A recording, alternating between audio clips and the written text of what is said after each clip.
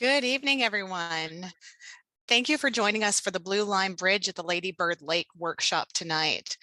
For anyone who is interested or knows who's someone who is interested in listening to this meeting in Spanish, please feel free to click the interpretation button at the bottom of the screen and select Spanish. It looks like we've lost the presentation. Oops, sorry. Just want to make sure we're good on the screen share.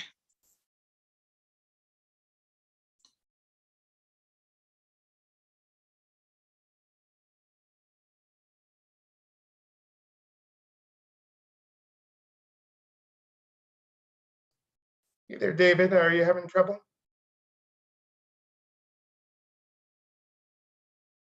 There we go. Yay. All right.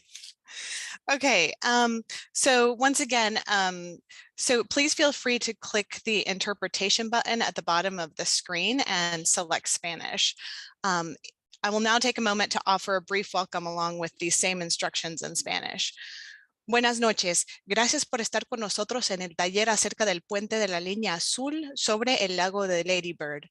Si usted está participando en español, es posible que actualmente ya esté escuchando la interpretación en vivo.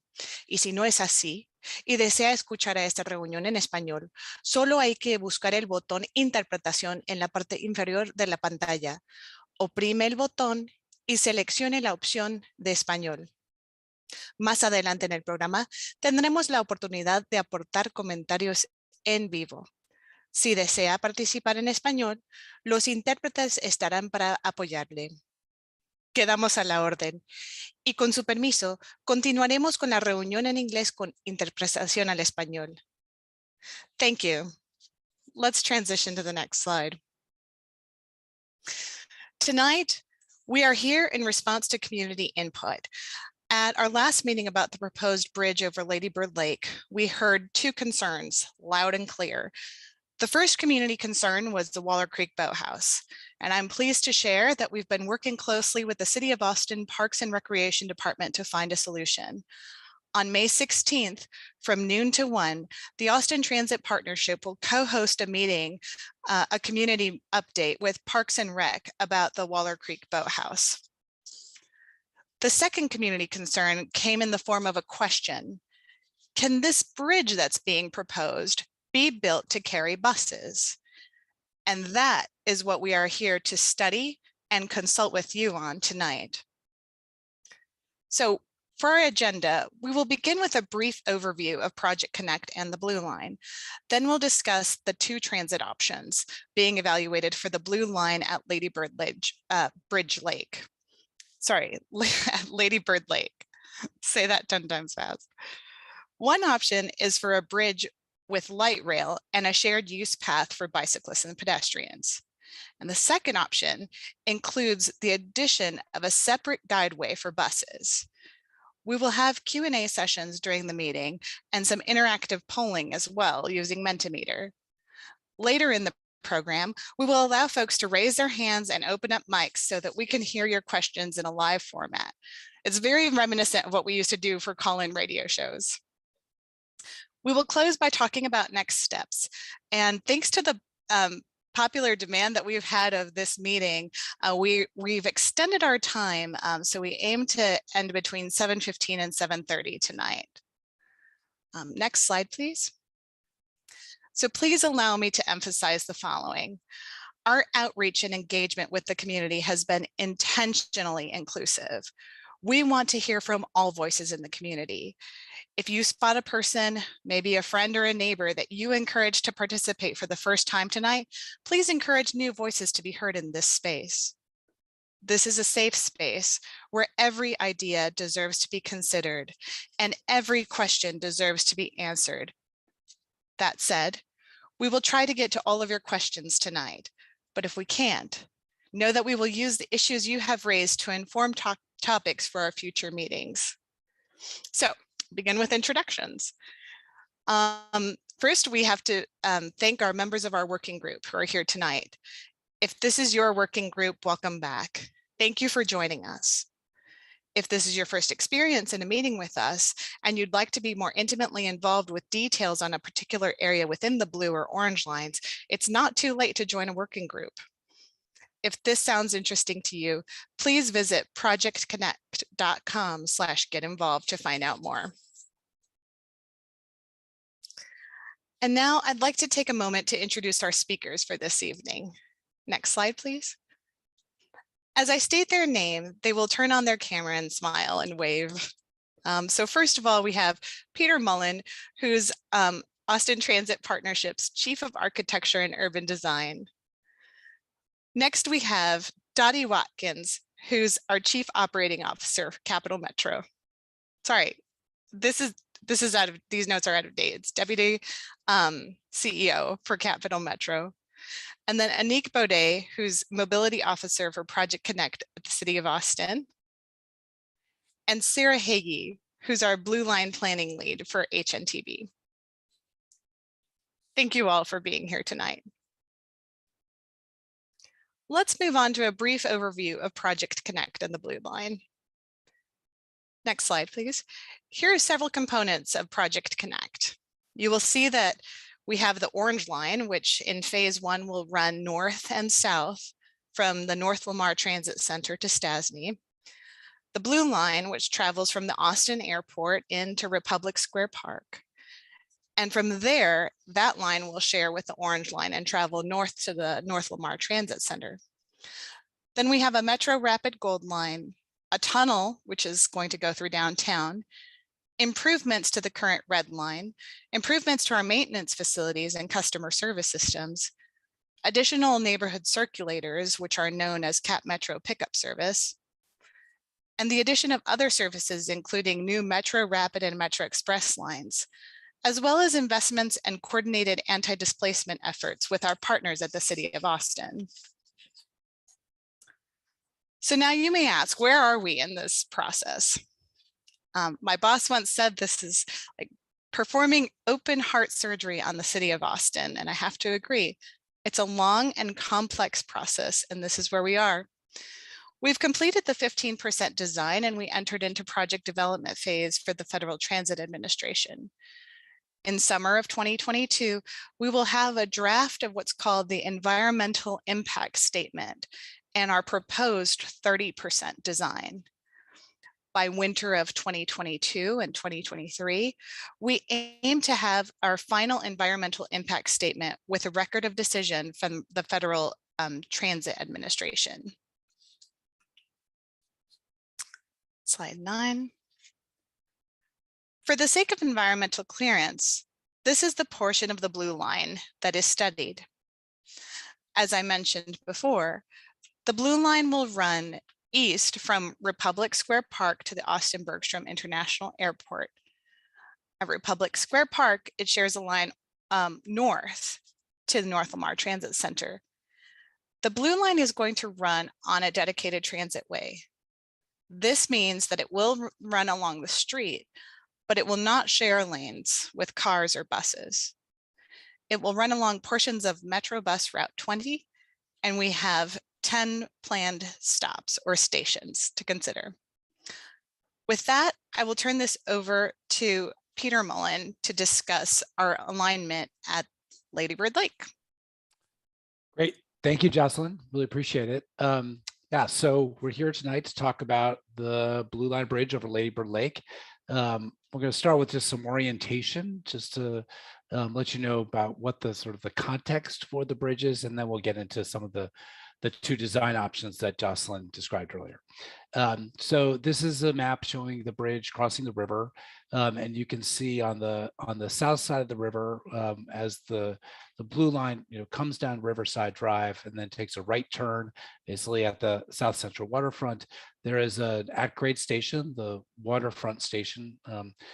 That's what we're calling the station now. Names, subject to change, but the waterfront station is right there, just north of Riverside.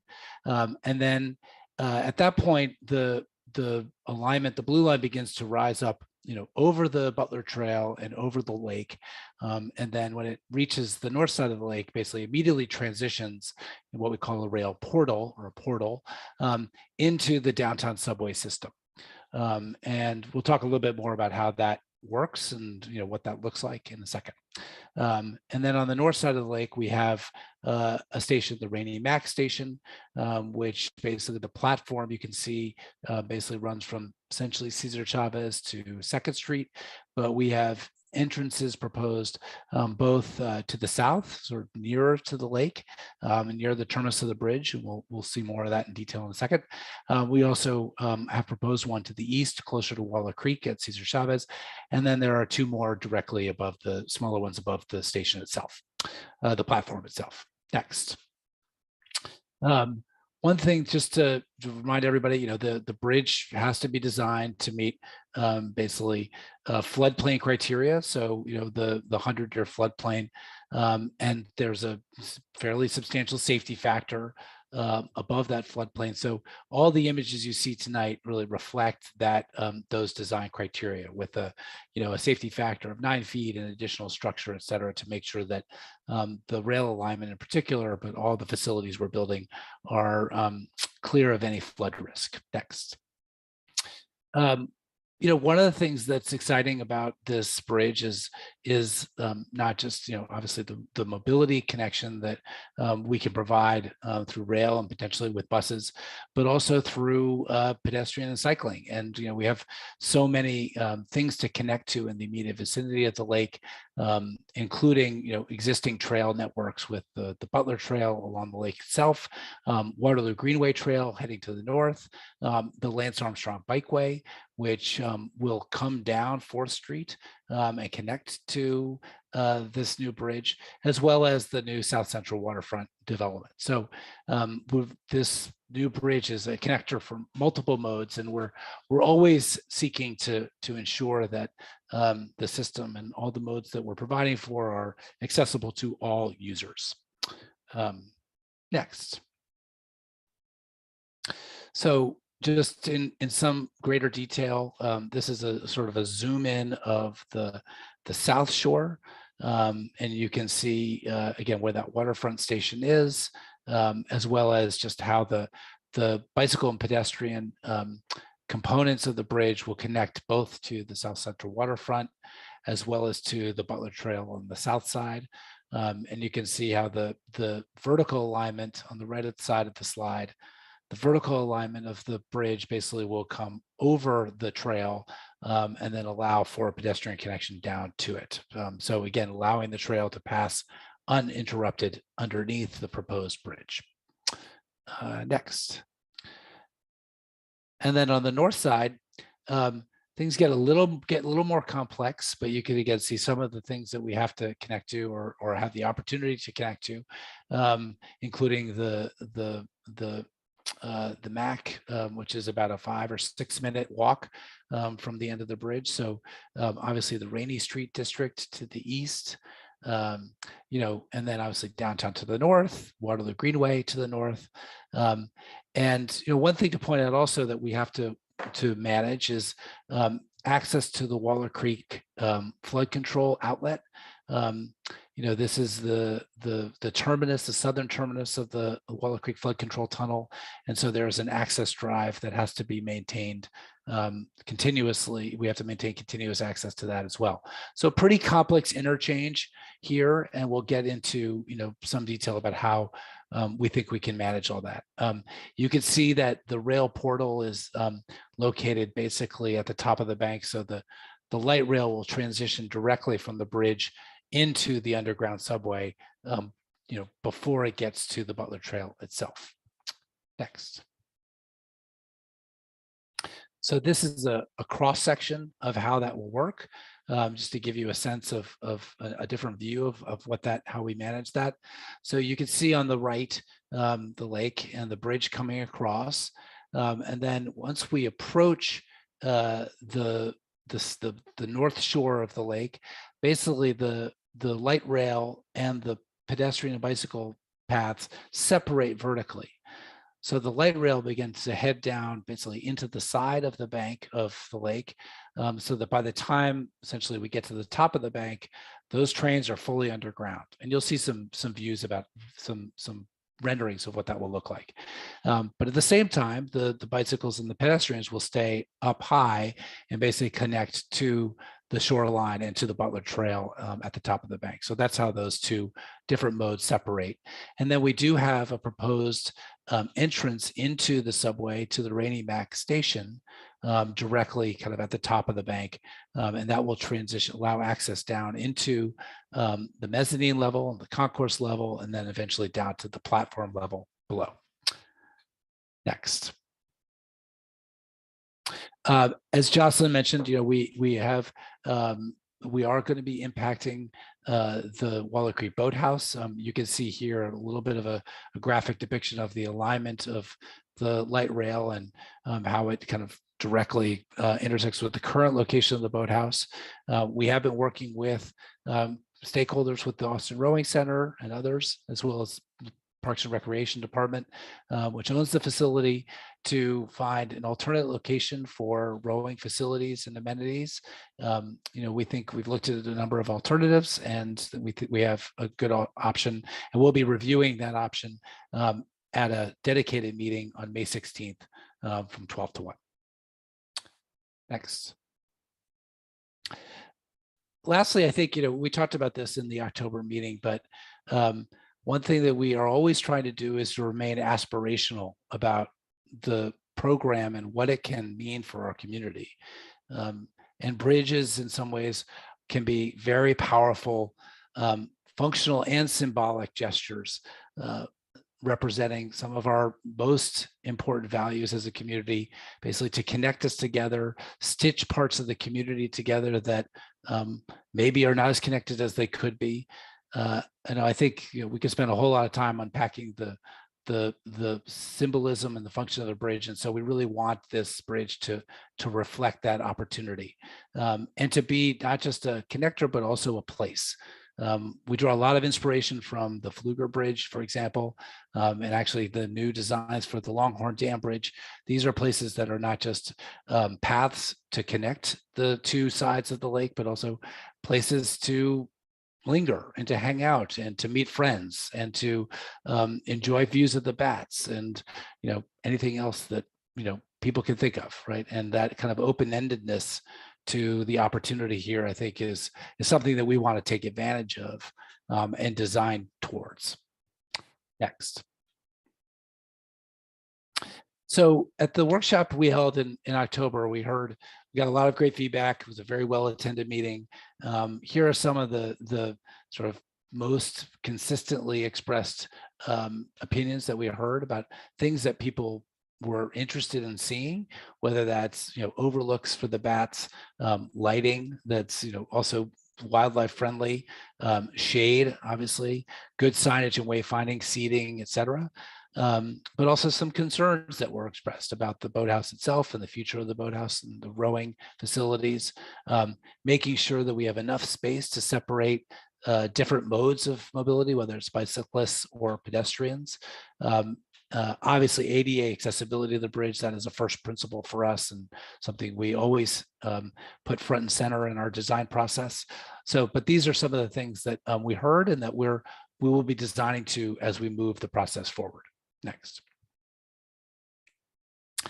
But the main purpose of why we're here tonight is that we really wanted to respond thoughtfully and thoroughly to the question about whether or not this bridge should be designed to carry buses as well as light rail.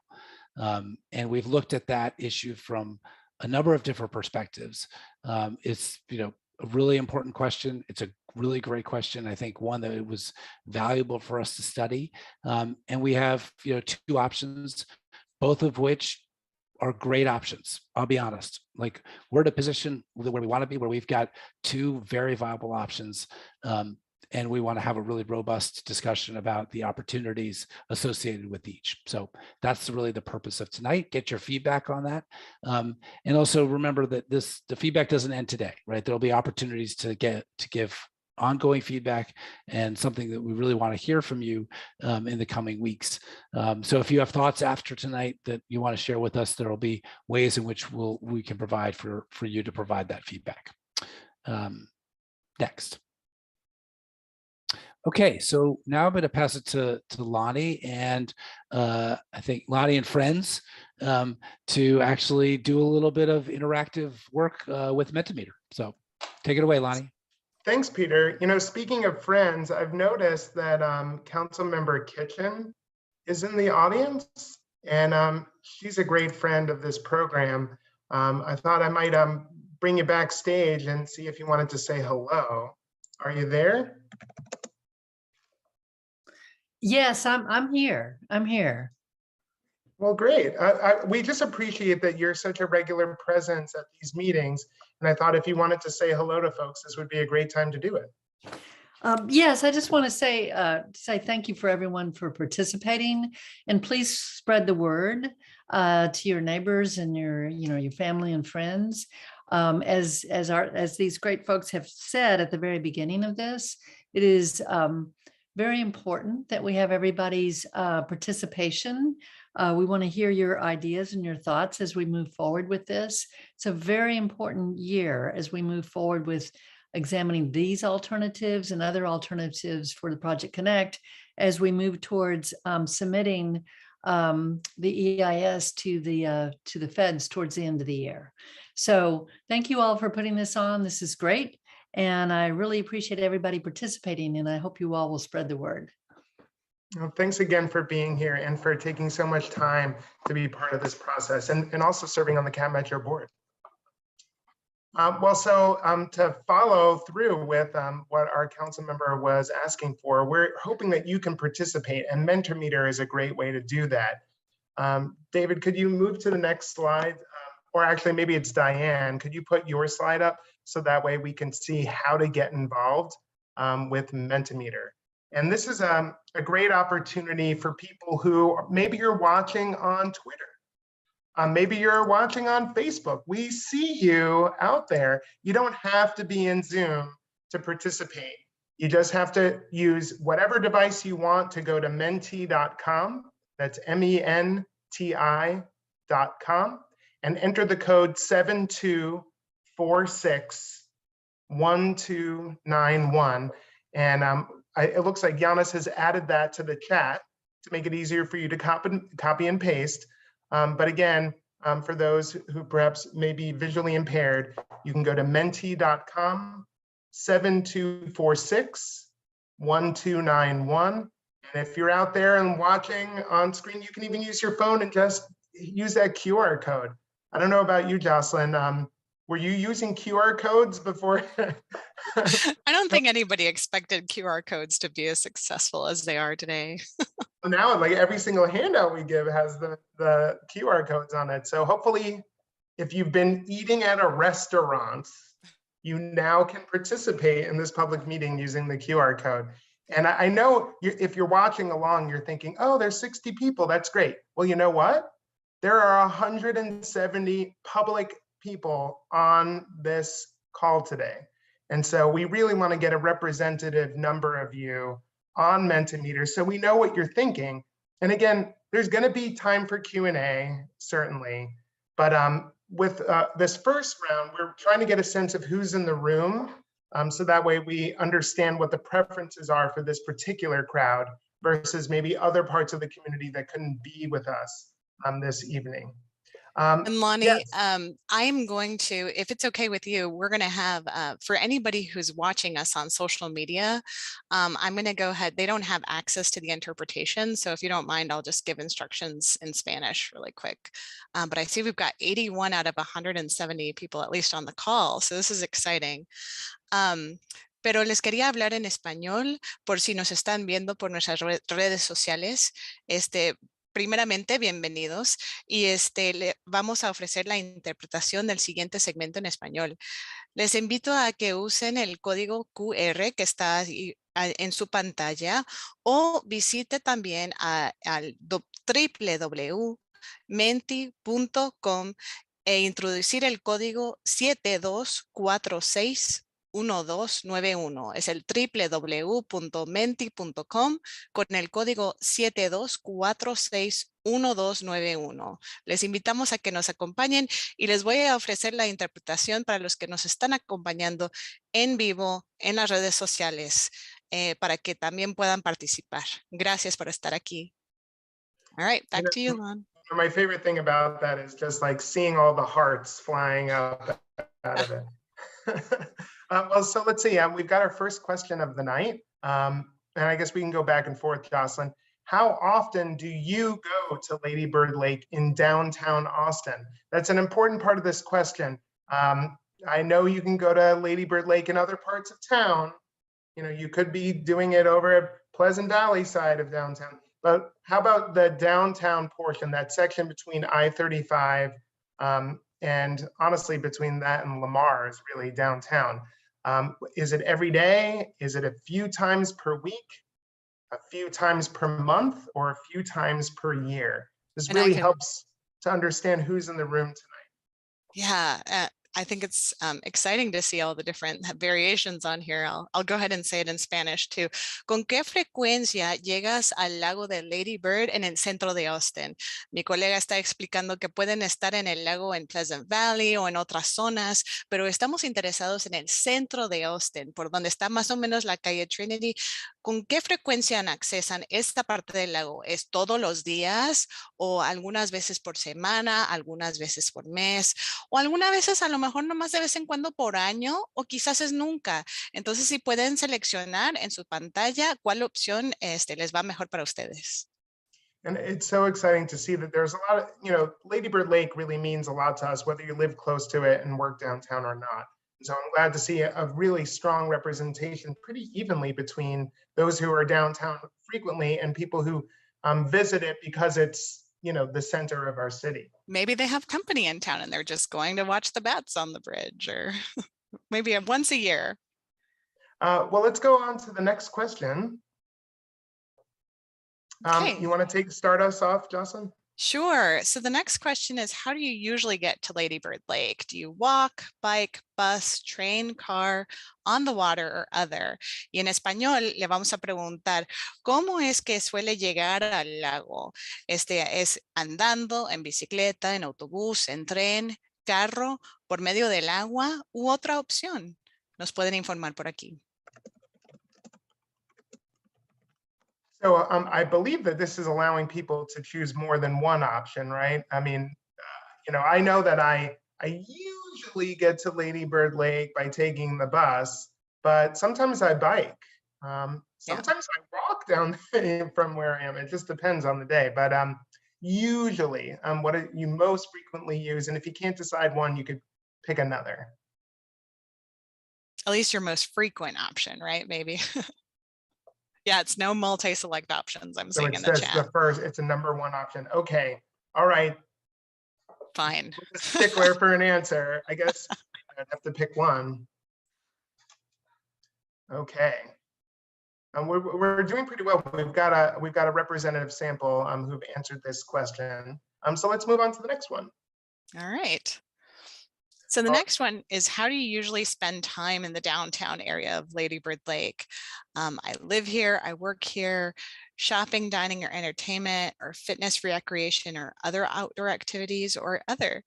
Igual para los que nos están viendo en las redes sociales, la siguiente pregunta en el menti.com es, ¿cómo sueles pasar tu tiempo en el centro de Austin, en el lago de Lady Bird? ¿Es porque vives aquí o porque trabajas aquí o porque vienes de compras o para cenar o para otro tipo de entretenimiento o para pasar aquí para hacer su ejercicio u otras actividades en las afueras de Austin? U otra opción. Aquí nos pueden dejar su respuesta. You know, and I think this is really important, not just because we're trying to understand how we're using this facility, but also in a later section, we're going to talk a little bit more about, you know, what our vision for this area is, what our hopes are, or our concerns are. And you may be able to, you know, think about that through the lens of somebody who really thinks of Lady Bird Lake as a fitness trail.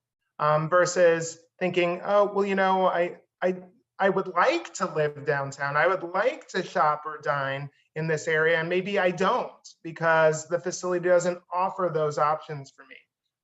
Then you might think about that when we're asking about hopes and fears. Maybe Maybe you think, oh, I'd like to see more dining in that area instead. So this is really just a level set for where we are now.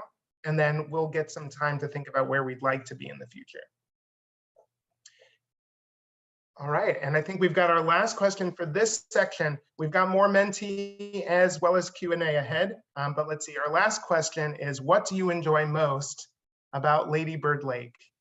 And this is an open-ended I question. hope so. There's so many things to love. I don't think we could have come up with a list. So this is going to be one of those calling a words, town lake, I know. That's my favorite response so far. Well, you know, I was at a presentation that a developer hosted at one point, and he called it the Colorado River. The whole room hissed. Yeah, How not dare from you, here. sir?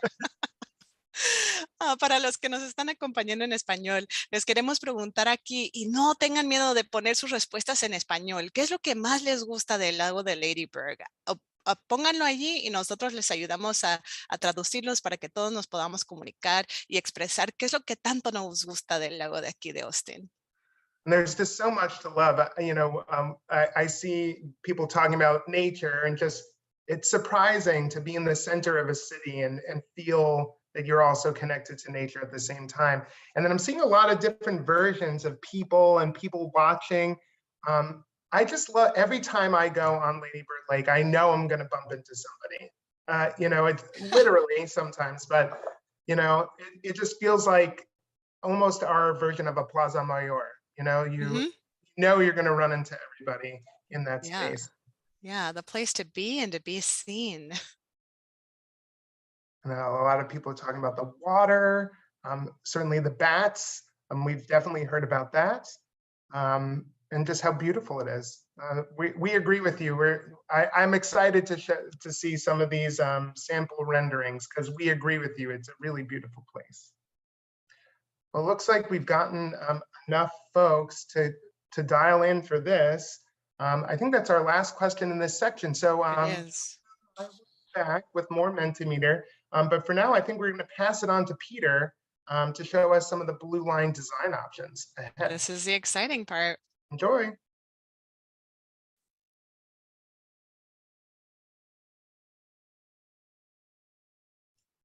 Sorry, I'm back. Okay, thanks, Lonnie. Thanks, Jocelyn. That was really helpful context. It's great so thank you all for participating.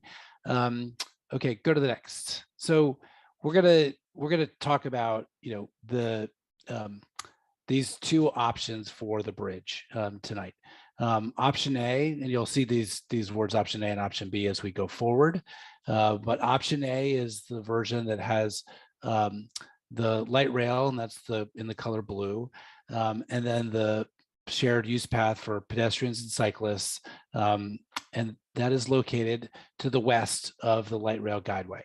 And then option B is sort of the same two modes, but then in between the light rail and the shared use path, we are also proposing a dedicated guideway for buses. So in option B, the bridge gets a little bit bigger to accommodate the buses, but they're generally speaking sort of stacked next to each other, side by side, light rail, bus, and peds and cyclists going from east to west. Now, one thing to be really clear, you'll see this note at the bottom, this is not a design, right? We have not designed this bridge. There's a whole process to design the bridge. We hope to do that through a design competition to really realize our aspirations for this bridge. But we have taken a pass at looking at how these different modes could be accommodated both safely and also to ensure efficient operation for transit. And we've done it through this kind of side-by-side configuration, again, with some variations that we'll go into. So these are the two options that we're going to be talking about today. Next. Now, as we described earlier in the year, when we talked about how we were going to study these options, we've looked at both options from a number of different perspectives. There's, first of all, the transit need and the benefit. Like, what are the benefits to our overall transit network between the two options, and what is the opportunity that adding buses to to the bridge enable network-wide. So we'll hear a little bit from Dottie Watkins at Cap Metro about that issue. Certainly design and engineering, we wanted to make sure that both these options worked. So we've studied how they could all work together. And then specifically in this third bullet, the red bullet, how do we manage the impact to the Butler Trail activities? Obviously, we just heard in the Mentimeter how important the trail is to people and all the things that the experiences that one can have there. We want to make sure that whatever we do here fits into that context seamlessly and sensitively, and that we're maintaining connectivity of the trail on both the north and the south shores. On the north shore, it's particularly constrained. We'll show how we're making that work. On the right-hand side, we're going to also, there are just three other criteria that we'll talk about. City policy and operational support. In order to leverage the investment to provide capacity for buses on the bridge, there are certain additional initiatives or actions that need to be taken to really take advantage of that investment. So we'll talk about that. Certainly, as part of this process, we're always looking at what are the environmental impacts? How does this affect the federal process? Everything we do has to fit into that process. And then lastly, cost. There are cost considerations with these two options that we need to take into account in the context of the overall program. And we'll talk about that at the end. So those are the criteria that we're using to evaluate these options, and that we hope you will be able to give us some feedback on and ask us questions. Next. Okay, so first, transit network need and benefit, and I'm going to pass it to Dottie Watkins, Deputy CEO at Cap Metro. Thanks, Peter. Really appreciate it. So as Peter mentioned, the real reason we're here is to respond to the comments that we heard about, could we accommodate buses on this bridge and what does that look like? So we'll start out by looking at the transit network. Next slide. The transit network, as we're looking at it, is the light rail and the bus system working together. All of the transit modes need to work together in a network fashion to be most efficient. So we are looking at bus and LRT as complementary components of the same transit network, and honestly expect most transit riders to use both bus and light rail as the community continues to grow. Some of those riders will be using bus for some trips and light rail for other trips. Many riders might take bus and transfer to light rail, but we do expect folks to be using both. We've received questions over the last several months about fares for the system, and fares for the system will be actually set by the Cap Metro board at the time that the service begins, but all of our ridership modeling has assumed that the fare will be the same for the light rail and the bus. And that really does help facilitate that transfer that we were just talking about. Our future plans for bus service will continue to develop. So bus service is a much more dynamic mode. You can move it around a little more easily than you can rail service. So we will continue to evolve our bus system. Once the light rail system is open, our bus network will look different than it does today. But fundamentally, the transit network is being designed to provide increased access to transit and to serve our community's needs in a very comprehensive and integrated way. Next slide. So we can't talk about the need to cross the river without talking about the regional transit network. And so this map is a bit of an eye chart, but it shows you the potential service frequency based on jobs. So it's really helping us see kind of where the densities are of origins and destinations. The projected employment and population growth throughout the area is expected to continue. And we expect to need to continue to rely on buses for a number of areas of our region to be able to get downtown. So designing a bridge that can accommodate the light rail and the buses provides for that reliability, efficiency, and future growth of the bus network.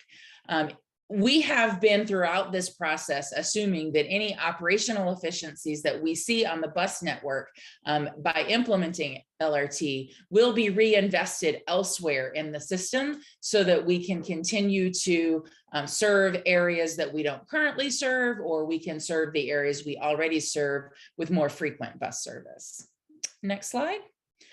So this bridge gives us an opportunity for a new corridor. And when we look at bus service planning, we really are looking at being able to model the corridors upon which we will operate service. Currently through downtown, most of our bus services travel north and south on Guadalupe and Lavaca Street. And that's our kind of west side of downtown transit priority corridor. With this bridge, it introduces the opportunity for an east side of downtown transit priority corridor using Trinity and San Jacinto. This also facilitates direct access for future Metro Express routes from the future I-35 managed lanes into downtown. You'll see on the bottom of the map there, those red lines coming off of Riverside Drive. The managed lanes on I-35 are being designed right now to have an exit at Riverside Drive. And so we would be using that exit out of the managed lanes to come toward downtown, and having this bridge over the river gives us that additional opportunity to bring express buses most efficiently into downtown. Locally, it allows us to bring all of the buses that come from other directions across the river, north and south. You can go ahead and move to the next slide. Thanks. So the lake crossing is a congestion point for Cat Metro buses. Frankly, it's a congestion point for all traffic in the city. So prioritizing transit across Lady Bird Lake will have a positive impact on the speed and reliability of our transit service. Currently, the South First Street Bridge is the most direct connection for all of our buses that are traveling on Guadalupe and Lavaca. But for us to open up and be able to have that east spine through downtown, we would want a more direct connection to Trinity and San Jacinto, which is what this bridge would allow us to do. We don't envision that we would ever abandon the need for the South First Street Bridge. What we're really looking at is the ability to have services kind of coming from the west, using the South First Street Bridge with transit priority treatments to the west side of downtown, and services coming from the east doing the same thing over the Lady Bird Lake Bridge. Not doing this does provide some challenges for our bus users. So if we were to determine that we were going to preclude buses from using the Lady Bird Lake Bridge, then that means that we will have some destinations that we can't serve well by bus. And our bus riders would likely see increased travel times as we tried to cram everything across the other crossings. Currently, we have some of our routes that use the interstate frontage roads, but the vast majority of our routes currently cross the river on the South First Street Bridge. And so being able to maintain the flexibility as our services grow and change really gives us the best opportunities. The Congress Avenue Bridge, while a lovely bridge, has limited transit priority opportunities to the north of the river. Congress Avenue isn't really set up for great high capacity transit with the way the street is configured. And so it would require a bunch of turning movements to get there. So that's really all of the pieces that we've looked at as we looked at why would we do this and how would we make it work. And I believe, yes, that gives us to the end of that section. And Lonnie, we'll kick it back over to you to facilitate some questions. You know, there's been a lively chat going on in the Q&A, and I think there's a whole team of folks who you're not seeing on screen right now that are vigorously typing, trying to get answers to all of your questions. But there are a few of these that I think we should just start with them. So we've got a few minutes here before we go to actual renderings tonight. So you've seen the kind of schematics. It'd be helpful if a group of folks could turn on their cameras for questions. Also, Yanis, we should probably allow attendees to raise their hand now. So that way they can queue up for live questions if they'd like as well. We're going to start with some questions that are in the Q&A. And Dave, could you pull the slide down just so that way everybody can see people's faces. I think Anna is there, Peter, Jackie, Alvin, Anik. Oh, this is great. Now I feel like I'm running the Hollywood Squares. So let's just start straight out the gate with some tough questions, and I'm seeing in the chat, and let's start there, okay? So why are we putting this bridge where we're putting it? When there's a group of people who are concerned with the boathouse, there's a group of people here who are concerned about how far away it is from Rainy, and there's another group that are saying, like, can't you just connect to the tunnel? Like, why do we need a bridge? So there's a lot there. And I thought maybe we would start with Peter, and then anybody else who wants to add to it could add to that question as well. Yeah, sure. And it might be helpful to bring up a map. I don't know, David, if you can pull up just a map, because I think just to show the alignments again, going back to sort of the beginning of the show, you know, just to orient people. And Lindsay, are you with us tonight? Because, you know, I think you might have some good technical information on it. There you are. Great. So if you think, well, David's finding that map, you know, basically we know that when we're heading downtown, we've got to get to Trinity Street, right? And that's the kind of the destination. You can see that that's this kind of north side of the lake, this north-south axis, right? And part of that is because we want to get to the convention center, which is a huge destination, right? And also we want to get to 4th Street so we can get across to Republic Square. Also, maybe it's actually better, go back one to the blue line alignment. That's probably the better one to use. If you go back a couple, David, keep going. One more, there you go. Well, there you go. So, so we're trying to get to the convention center, the downtown station, which actually is at that kind of elbow in the turn on the blue line, and then get to the orange line. So those are the destinations that we're trying to reach. We're also, if you go back to the slide we were looking at before, that one, that's great, or maybe the one before it, David. Not that one, that one, perfect. We also want to get to the South Central waterfront, right? There's going to be a lot of new development here, and so, you know, really good opportunity to connect to transit. And so we're really trying to get between the South Central waterfront and, if you will, the convention center and the downtown station. So Trinity Street is really the alignment. I will say, and this is, you know, Lindsay, where you can help me out. You know, back in the alternatives analysis phase, I think that Cap Metro did look at alternatives coming up through the Rainy Street district and onto the Red River. And having studied that, I think that there were just too many conflicts in that route. You've got the Waller Creek Flood Control Tunnel. You have the Red Line station downtown, which, again, for those of you that were in the Crestview meeting a couple weeks ago, know that we can't have light rail and commuter rail. So the blue line and the red line can't be at the same level. So there's a conflict there. There are a whole series of conflicts to the east that made that not feasible. Is there anything else, Lindsay, that I'm forgetting that really prevented us from coming over to the east? I think you covered the main points, but just to clarify, the conflict issue with Waller Creek and the Waller Creek Flood Control Tunnel is how deep you would have to go to get under that. And that would require a substantially deeper tunnel than we have planned, and would also result in challenges of meeting the light rail design criteria for maximum grades coming back up to the bridge to get deep enough to get all the way under that tunnel. And did anybody else want to add some color there? Because there was a lot to unpack. There was Rainy, Sure. Yeah. Hey. Anik, yeah, that would be great. Yeah, hi, Anik Baudet with the City of Austin. I wanted to address Rainy Street access. I know that's important, and in my history at the city, I've worked a lot with and met a lot with the folks living, working, playing at in the Rainy Street area.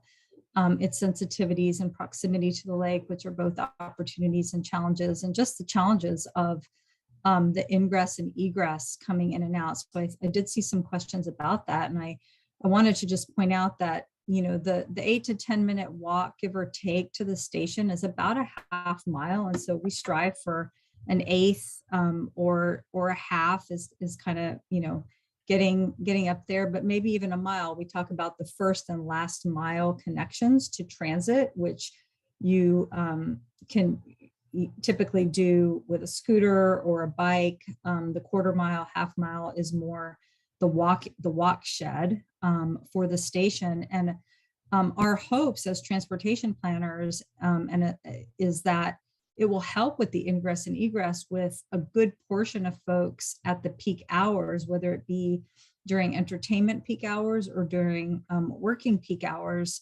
You know, we'll use the transit, and it will be a choice, yet another option for folks living in that area and seen as an opportunity. So I just wanted to address from a planning standpoint how we see the transit fitting in with the history of Rainey from a transportation perspective. And I think this is another example of how the built environment for pedestrians, you know, the new improvements there are beneficial, but also the Metro bike expansion that comes with the expansion of right, Lonnie, good system, point. can also help people achieve a faster connection than a 5-minute walk. But I see a bunch of hands in the audience. Giannis, can you, it looks like Ann Gass has been waiting patiently. Yeah, I think she was first, so we will set her up so she is allowed to talk. And then all you have to do is unmute yourself, and then you're live on the air,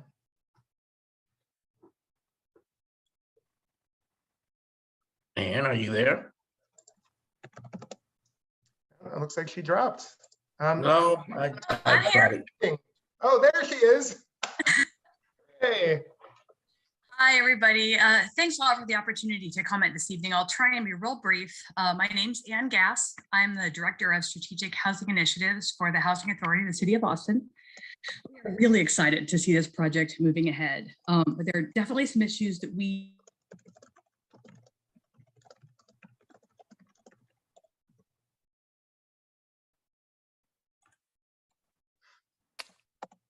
I think we lost Ann. Well, why don't we try Felix? Just click on allow to talk and then unmute him. If you unmute yourself, Felix, you'll be live on the air. Hi, everyone. I appreciate all the design work you guys have done so far. I do have a question, and I'm hoping that there's so many knowledgeable people here that might be able to answer this, although I don't know if it's within the purview of what's being presented today.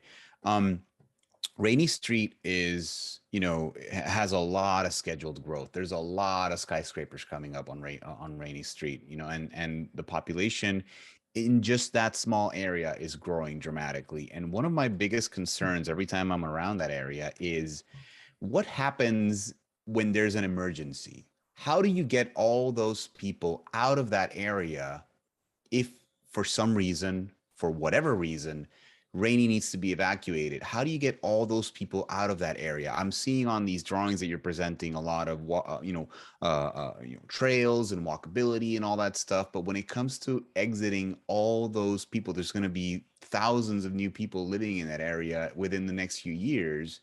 How do you move them all out so quickly if there's an emergency? Because it seems to me like a disaster just waiting to happen. Is that something that you guys have considered? And I'm not sure that this directly applies to you. I'm assuming you might have sat in on some of those conversations. Did you want to take a stab? I'll take a stab, but then Felix, if you wouldn't mind putting your name and email in the Q&A or the chat, I'd love to have someone follow up with you offline. It's certainly a consideration, but not a problem unique to Austin or to Rainey. I think giving people lots of different choices is probably the best way to move people out, in or out, in cases of emergency. I know we have some planning that's been done for the Rainey district, and I'd be happy to follow up with you offline on where that's at and what we're looking at for the future. Thank you. I would add to that, Lonnie, just real quick, that from the city's perspective, when the site plans are put in for the development around Rainey, the fire department and public safety does review for adequate access. And so there is that check and balance as well. But, you know, Ms. Martin's response was also correct. Like the more opportunities there are for outlets, the better, but that we do rely on our public safety professionals during the review process to look at those plans. And as Ms. Martin said, it's not unique to, you know, the domain or any other, you know, part of Austin that has a lot of density, but we'd be happy to follow up with more detail, as Ms. Martin said. So thanks for the question. It's really important. Thanks for that, Anik, and everybody for joining in. I see Ann Gass is back with us, so Giannis, you might allow her to talk, and then Ann, if you unmute, you should be live on the air. Yep, she's set to talk. All right, can you hear me? Yes. All right, let's hope for no more technical difficulties. Again, I'm Ann Gass. I'm from the Housing Authority, and we are really excited about this project. Just want to bring up a couple issues that we're going to need to work through to mitigate the impact of the project on the existing neighbors. I've seen a couple of people already mentioned in the chat, the entrance to the tunnel, the bike path, the potential bus route on Trinity, all converge right next door to Haka's Lakeside property. And I just really can't stress enough the importance of minimizing the impact of that construction and the increased traffic post-construction on our residents at Lakeside. We have 164 units there, which are home to people who are all 62 and older or persons with disabilities. We're concerned that construction noise, reduced access for personal and emergency vehicles during construction will be a real concern for this really vulnerable population. And we're also concerned about the placement of the station right on our back lawn and the increased foot traffic this will bring. We don't want these families who are really living at the only property downtown that serves extremely low income families to bear the brunt of this disruption. So I just look forward to working with this group here to find a way that we can reduce that impact as we move forward. Thank you. Thanks, Ann, for that comment. I think it's really helpful as we move into this next section where we'll be showing that between the two options, the bus option and how it approaches Trinity Street. And certainly this entire group will definitely be working with various departments to mitigate that plan. So thanks for bringing that, that comment to the room. Let's see, it looks like we've got one more hand raised. We can take that one, and then you know, we've been putting off looking at renderings for a while, and I'm sure you're going to want to see them. So after James, then we'll move on with the presentation and have another Q&A section a little bit later.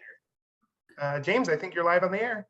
Thank you, Lonnie. Hi, Peter and team. It's Jimmy Teasdale, Director of the Planning and Development Department for the Housing Authority of the City of Austin. And I want to echo my colleague Ann Gass's appreciation for the exciting and ambitious project. It's great. It's an incredible project to vision, let alone develop and build. And while we wish you and your team all the best of luck with the project, as Ms. Gass alluded to, our organization does have some concerns regarding the proximity of the construction to our site and grounds and building structures that are located just several yards from your planned station and rail lines. The congestion of traffic and buses and pedestrians using the station would seem to me to create a very problematic entry and exit from our property, the Lakeside Apartments, with, remember, 164 families living on 12 floors there.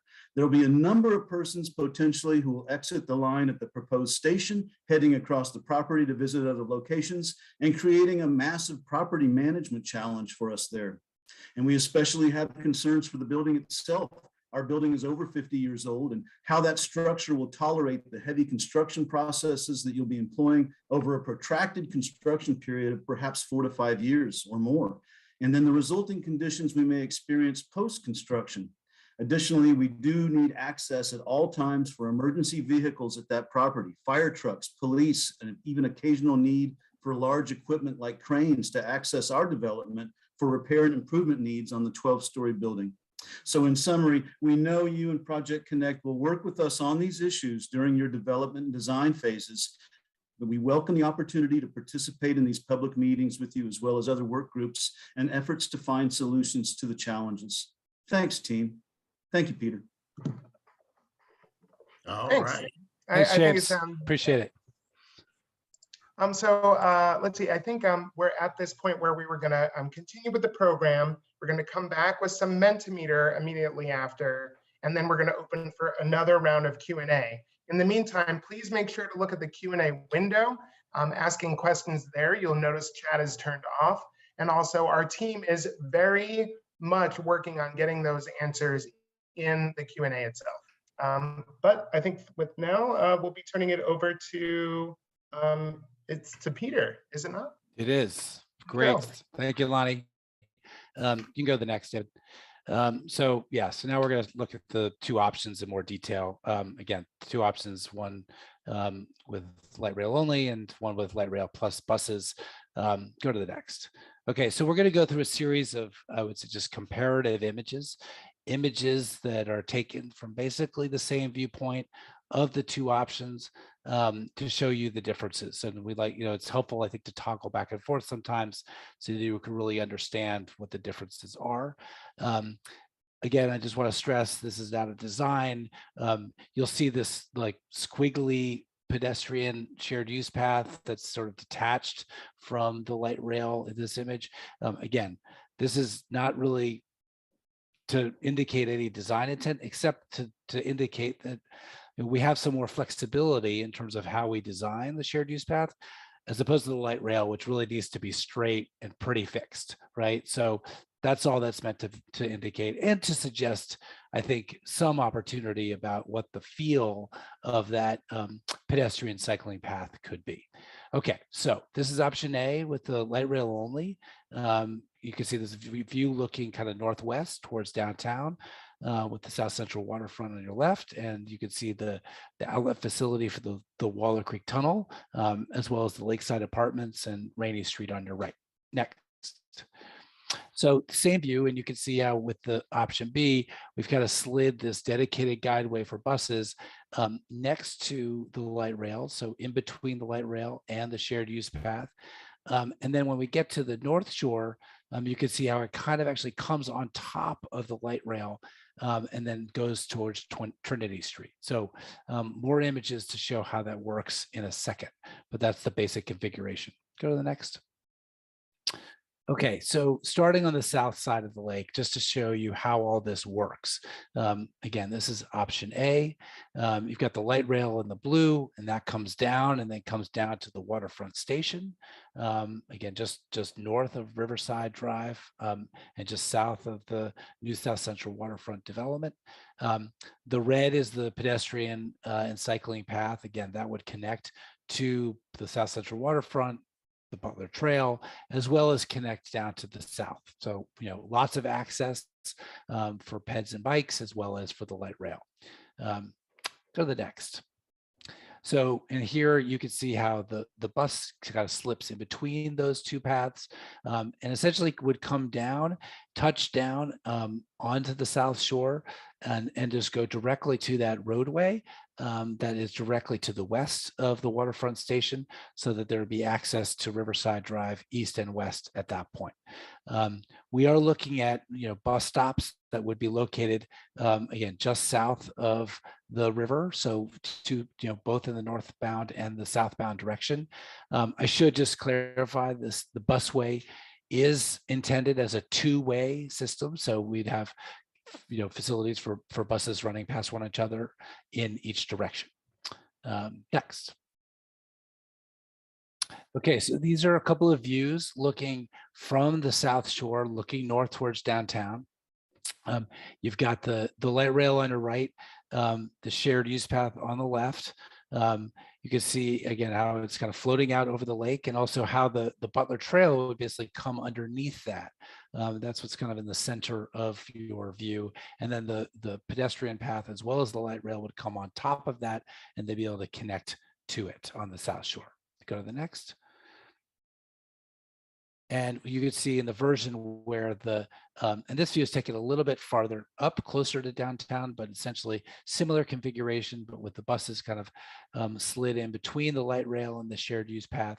But same idea is that all of that comes over on top of the trail passes underneath it. So continuous access for runners and cyclists on the trail itself, and then connection to the South Shore and the South Central waterfront.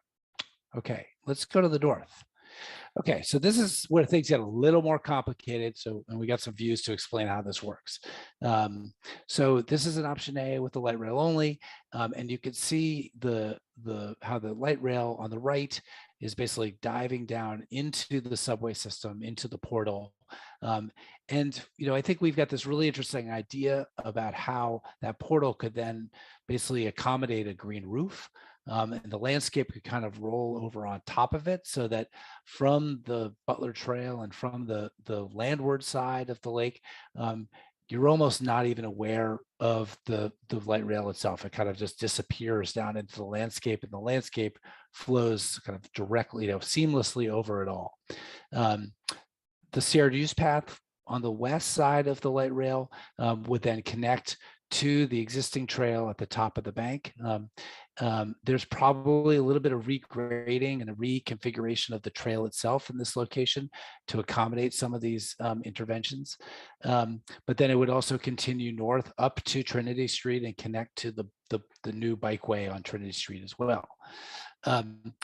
We're also showing the entrance to the Rainy Mac station, and I really appreciate the comments from the folks at the Housing Authority and the Lakeside Apartments.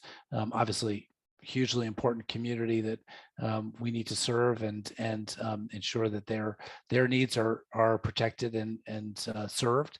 So the idea is that the entrance to the Rainy Mac station would kind of face it's essentially like a little bit of a cut into the landscape so that the people could ramp down into the subway, but it basically faces south towards the trail, both the Butler Trail, but also the new Waterloo Greenway Bridge that's headed over to the Rainy District. And so, I think that there's a way to design that so that there's a good threshold between those public spaces and the Lakeside Apartments. Okay, let's go to the next. So here's how the version with the buses would work. Basically, again, the buses are running in between the shared use path and the light rail. And when we get close to the lake and the train starts going down into the portal, in both versions, the light rail is in the same configuration. So that doesn't change. But what happens with the busway is the buses basically, as we approach the lake, the buses would come on top of the light rail and then segue on top so that the busway can basically transition to the top of the bank and meet the cul-de-sac at Trinity Street. So that's how that all kind of works together. And then the trail itself would pass in between, and I'll have an image of this in a second, in between the light rail and the busway, right? So there's a little gap there that the trail could pass through, again, so the trail could be uninterrupted as it moves east-west. Also accommodated in this is the access drive to the Waller Creek Lagoon, the tunnel outlet. They would share access on the busway, and then when you get towards the lake would divert off into their own dedicated pathway down into the lagoon. We need to maintain that. Let's go to the next. Okay, so there are some impacts on the lake. Again, we're trying to minimize those to the extent we can, but there are some tree impacts in particular that we're seeing. There's one big tree that I think would probably likely need to be removed due to the light rail alignment that's marked in red. Again, the pedestrian guideway, the pedestrian path, we've got some more flexibility that we can move that around to manage some of the alignments with the existing trees.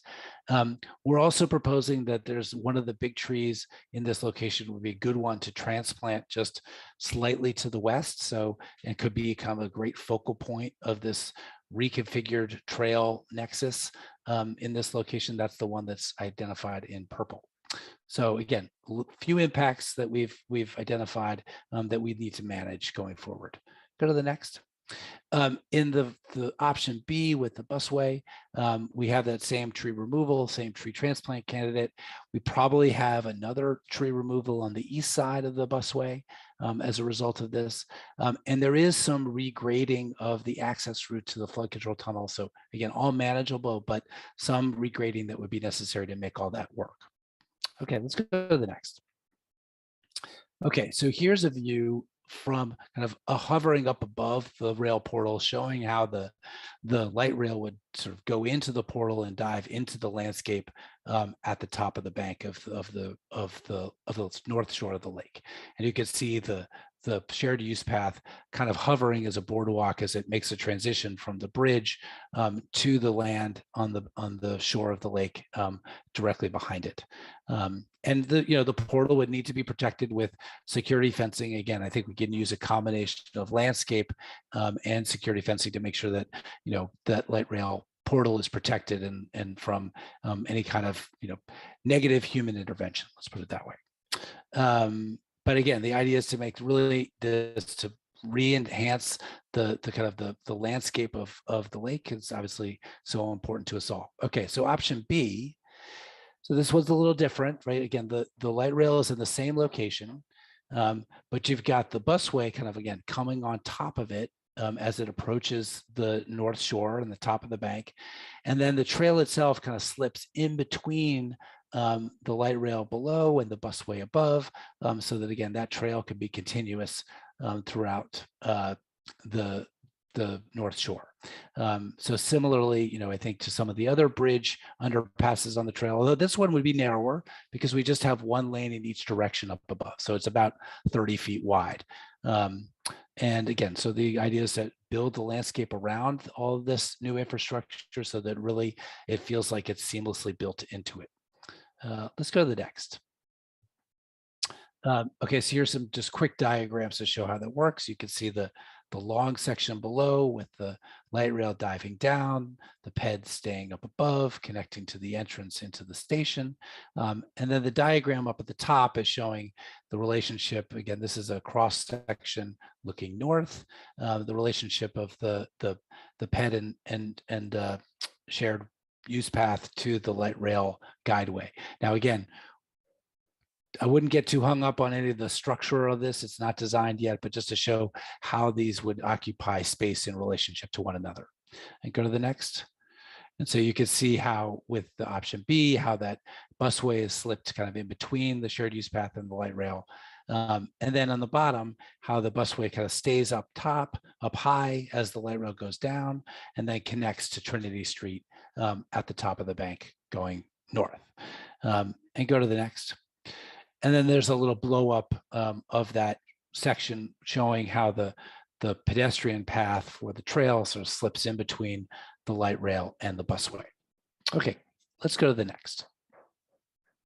Okay, so let's talk a little bit about Trinity Street. So this is the view looking down Trinity Street, kind of at the end of Trinity Street, looking south towards the lake. So you've got the Four Seasons Hotel on your right, you got Lakeside Apartments on your left, just off the screen. You're seeing the edge of the cul-de-sac at the end of Trinity Street and the kind of the bottom of your screen. On the left is the access drive for the tunnel. So that's kind of the existing driveway down the hill towards the boathouse and the outlet facility for the tunnel. We are likely to be using some of the space that's currently occupied for parking for the boathouse to basically move the access drive a little bit to the west, use that parking lane for that, and that allows us to put in a shared use path on the right, on the west side, that provides access to the shared use path on the bridge. Go to the next. And then in the version option B, where you've got the busway, essentially the busway fits in between. Well, actually, it occupies the same space as the access drive to the tunnel in this view. We've got a shared use path on the right that connects to the trail. And then there's another path on the west side of the busway that would connect to the trail going west. Again, because we have that kind of underneath condition where the trail passes underneath the busway, we thought it'd be good to have pathways going in both directions, both east and west.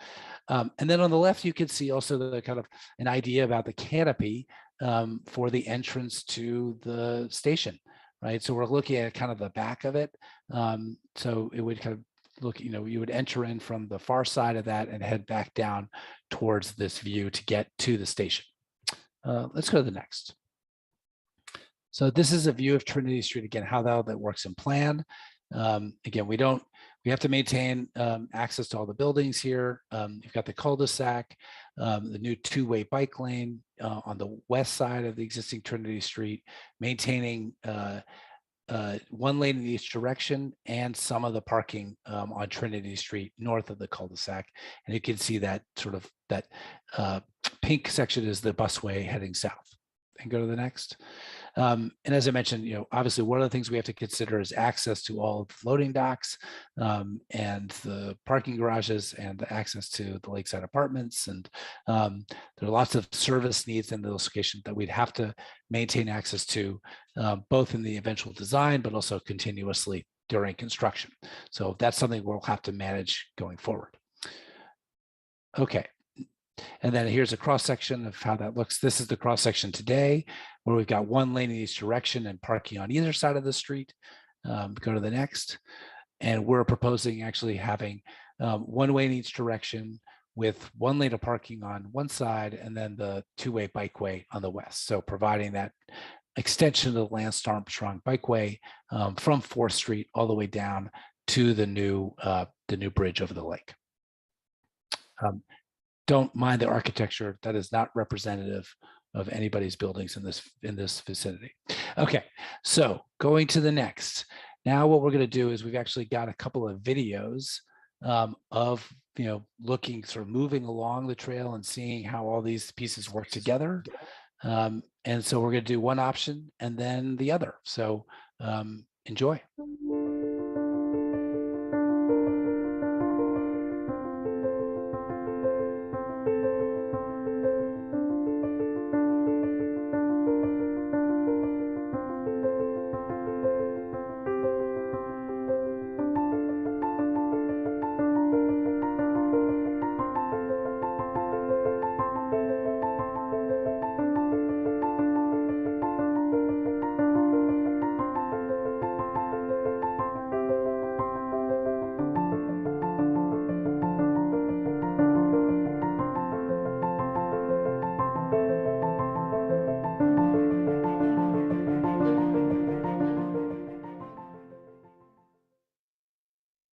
Okay, thank you, Robert, for that. And then I think we're going to queue up. That was option A, right? So light rail only.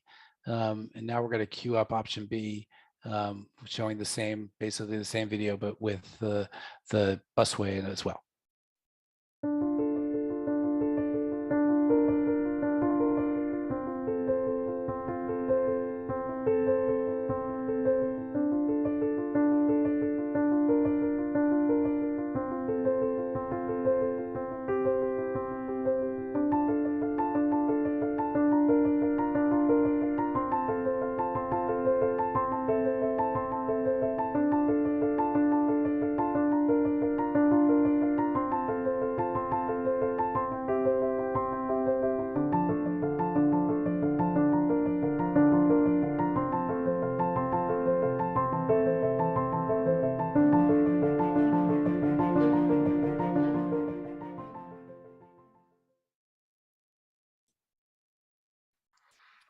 All right, so videos.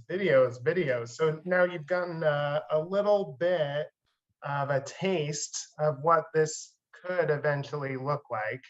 And we've seen two different versions. We've seen option A, which is the light rail only option, and option B that has a light rail and bus bridge in addition to the shared use path that we've seen. And we want to get some of your initial feedback. Now, normally we would go into a breakout room. And there's so many people on this call, we would split ourselves up. You wouldn't get some of the benefit of hearing other people's thoughts. So we're going to try to use Mentimeter in an open-ended way. Again, if you go to menti.com, we can, again, enter that code 7246-1291, and or you can point your phone at the screen and use the QR code if you like. If you're watching us on social media, you can participate too. You don't have to be on Zoom to get involved. You can go to menti.com and enter the code on your screen and let us know what you think. And we're going to ask, this is that section where we'll be asking people what you like, what concerns you about both options. And then we will still have an open mic Q&A forum later in the program. But Jocelyn, did you want to help us to reach some of the Spanish listeners who are watching? Absolutely, yes, yeah. Para los que nos están viendo en las redes sociales, les queremos invitar a que participen yendo al www.menti.com y pongan el código 7246-1291 o también pueden usar el código QR que está aquí en la pantalla. Les invitamos a participar. Thanks for that. Again, we're looking for, we've got 150 people watching live here in Zoom. We're hoping that we can get to at least a triple-digit number of you logged into Menti so we can understand what the pros and cons are from your experience. And I know I've been seeing several questions in the chat. One thing I thought I should bring up, because noise keeps coming up, is just to remind everybody that we're talking about an all-electric fleet. So the buses themselves are the all-electric buses. Same with the train is all electric. So, it's not going to be the same noise as what you consider the red line, which is a diesel engine, and and it's constantly pulling, and it's honking its horn all the time. That's not what's going to happen on this bridge. Same with the buses. These are electric buses. So while there is an idling engine, you're not going to have that big diesel plume coming out from these buses. Let's hear your sound effects, Lonnie. Oh gosh. Well, yeah, that is a good point though, about like the difference between heavy rail and light rail, right? Like what we have in Austin right now, that is not the rail. That is a rail, but it's not light rail, and that's a lot. Not to mention this light rail, which is a smaller rail, and thinner, and electric buses as well. We've got, quite a bit of sound mitigation in the area, which is super exciting. And we are working in the background, looking at all of your questions, and we'll be bringing some of those into the chat. And certainly after we're done with Mentimeter, there'll be one more section, and then we'll open to Q&A, and we'll also allow people to raise hands and ask their questions live. It looks like we're stalled out at 76 people who. It's pretty good. Yeah, that's about half of you. I would encourage more of you to consider getting onto menti.com and letting us know what you think. We're going to be asking big open-ended questions. So for those of you who've been participating for a while, this is when we would have made the jump, the feedback, and we would have said, so what do you think of A? What do you think of B? What do you not like about A? What do you not like about B? And so we want to make sure you have an option to give this feedback, but also to write it. So that way there's really an actual paper trail of your opinions about this, and it's not just anecdotal. So I think we can probably go to our first question, because I want to be sensitive about time. So we're going to start right at the beginning. Like, what are your concerns about option A? So that's the light rail version that has the shared use path next to it.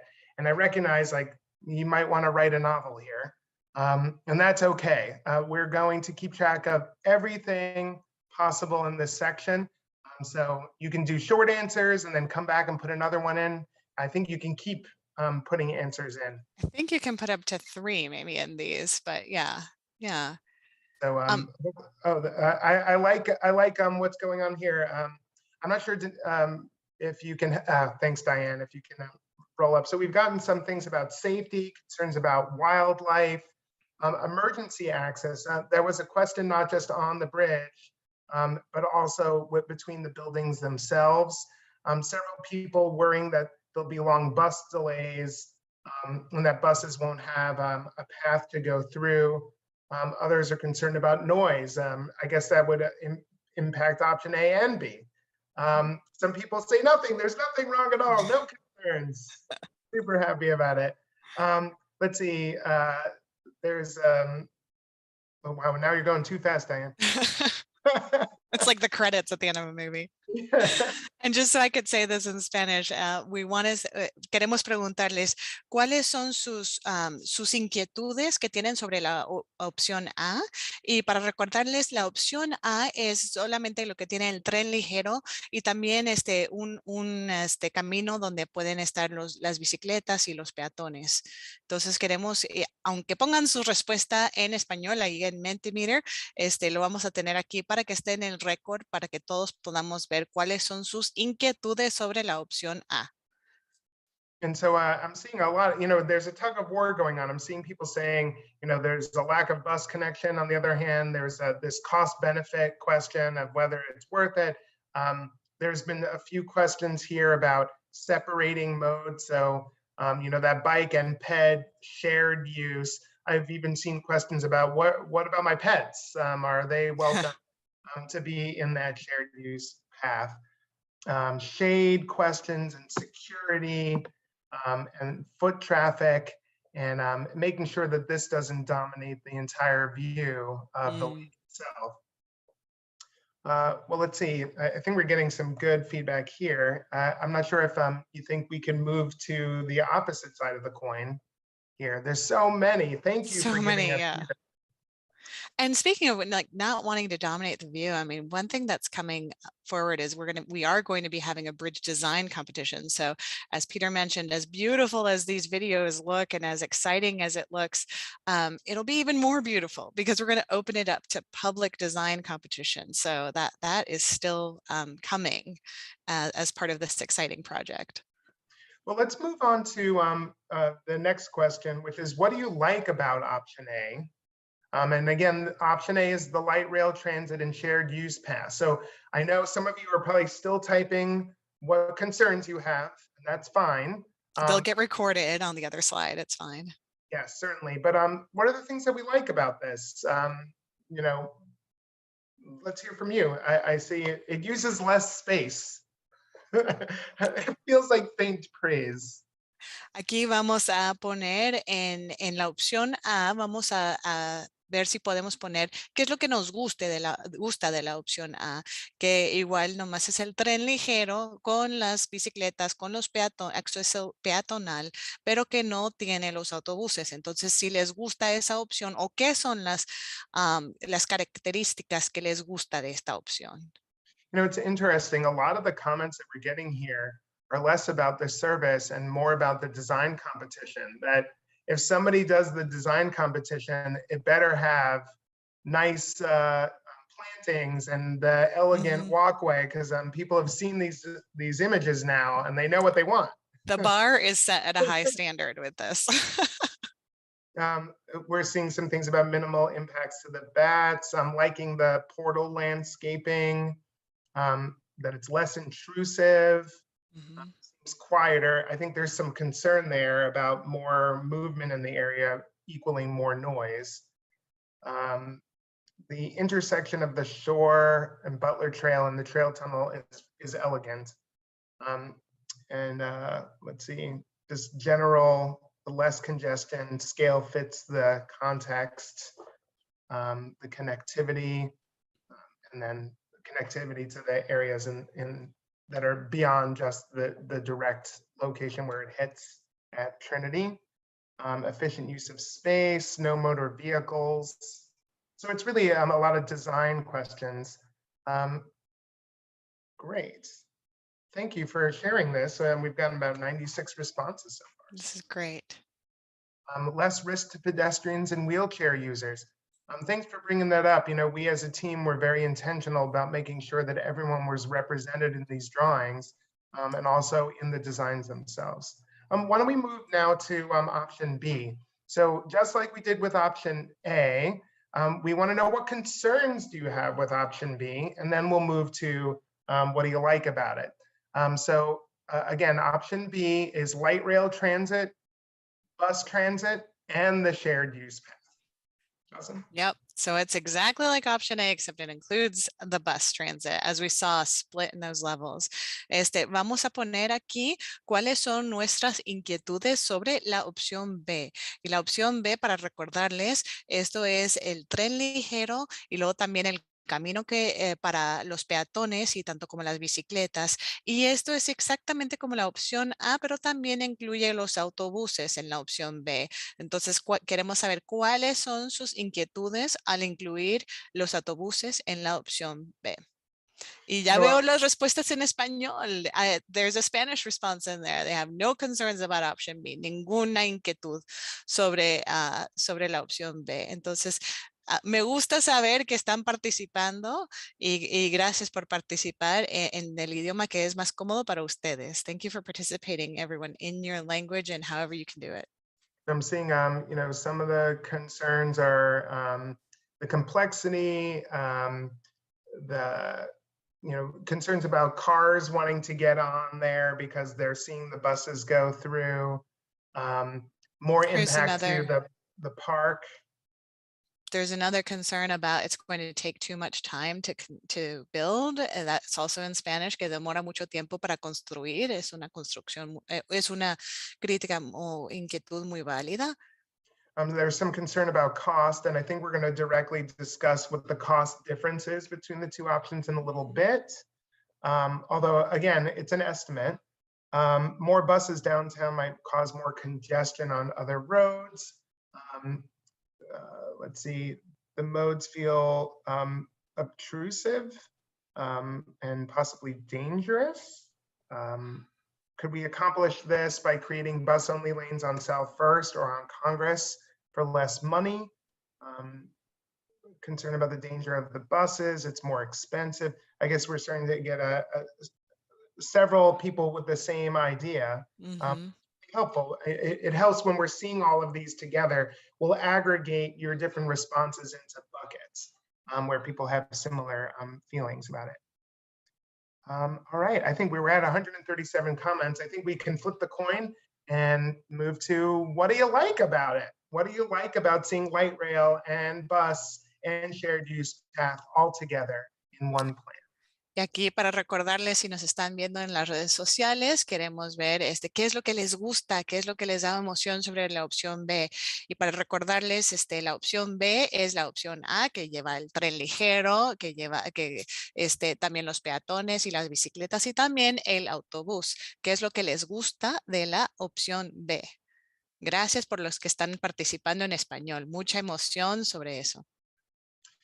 Well, so I can see, you know, the option A is preferred, but people are saying what they like about it is equity and more accessibility and making sure that everybody is able to move, making sure that existing bus routes can use the bridge, like Route 7 or Route 10 were specifically called out. It's the best option for future population growth, and more bus connections create more opportunities. It looks like I don't like it. You know, for some people they may think like, oh, I missed something, and you can throw it in here, we'll put it in the right place later. Faster bus routes, let's see, the possibility of good bus to rail connections at a shared station area.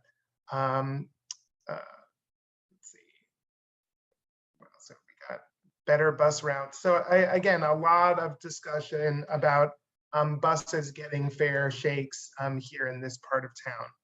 I love that we have different people with different perspectives, even if you're coming from, I see some participants from DC, but even if you're from different countries in Central and South America that have, you know, access to public transit and a variety, we are so excited to consult with you and your expertise. So, you know, if we can say more than horrible plan or you know, things like that, and really enlighten us as to what is wonderful or what is horrible, or the go or the stop on this.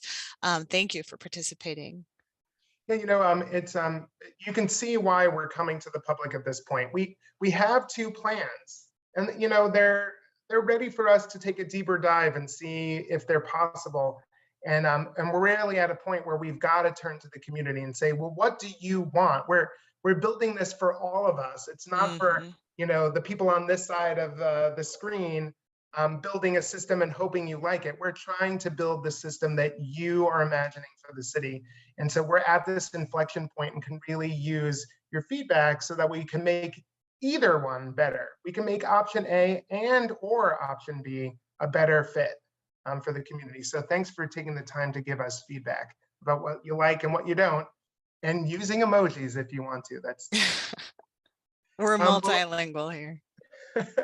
So I think we're at the end of this section, and we were going to turn it over to Anik to talk about city policy and operational support.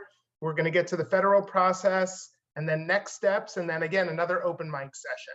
So thanks for sticking with us, and we're working really hard to get done by 7:30. So we'll see how that goes. I'll be quick.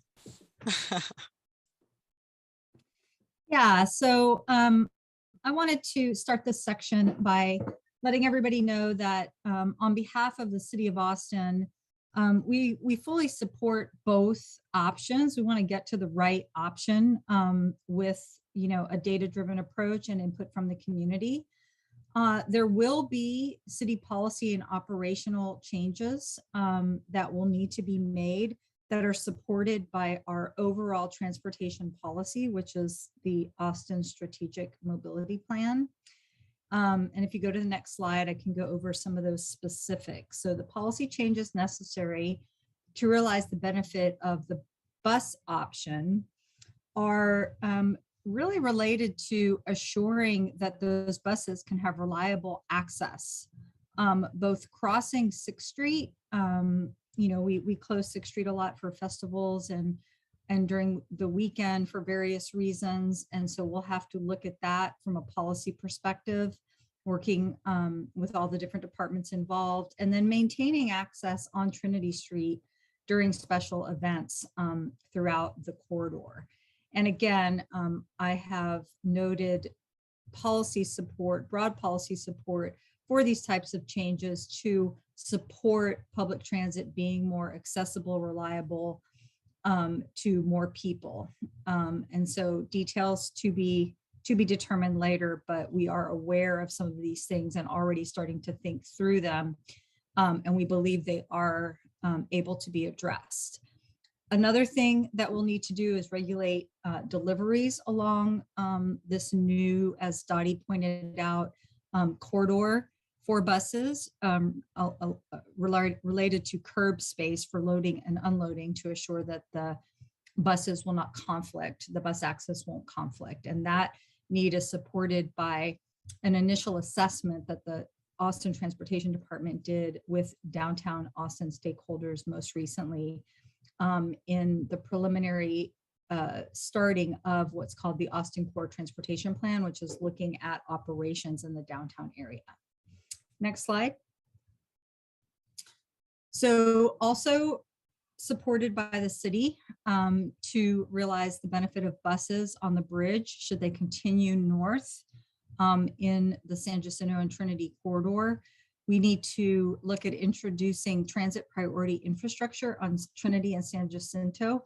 And we have a lot of experience doing this on many of our streets, especially Guadalupe and Lavaca, also West 5th Street, and a lot of other of our existing bus corridors. And these are certain signal treatments and street markings and signage that can help buses be more time efficient and competitive with a single with a vehicle and more reliable. And then also north Trinity Street, north of Cesar Chavez, we'll have to look at exploring a two-way conversion of the street and also signal improvements. And we have conceptual designs going on with the folks involved, the operational engineers involved and design engineers involved from the transportation department. So we know there's a lot of details to be worked out, but we've been doing that over the last year, and we were prepared to come and offer these options to you all, knowing that we have work to do when an option is landed upon. And I believe that ends my section on the city support for operational changes supported by our transportation policy. Thank you.